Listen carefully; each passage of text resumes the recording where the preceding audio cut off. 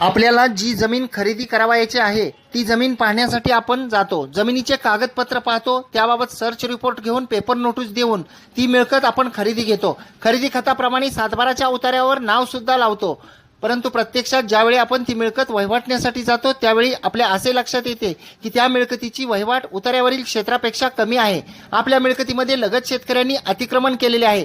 विक्री करणारा व्यक्ती हा आम्ही जमीन विकली आहे, तुमचे तुम्ही पहा असे म्हणतो आणि मग आपल्याला शेजाऱ्यासोबत वाद करावा लागतो। मोजणी केली जाते, ती मान्य न झाल्यास कोर्टात जावे लागते आणि कोर्ट कचेरीचा हा प्रवास सुरू होतो।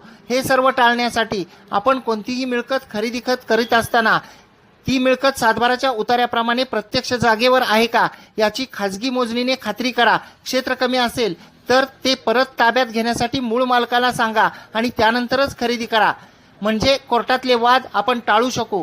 कोर्ट कचेरी या YouTube चॅनलला सबस्क्राईब करा।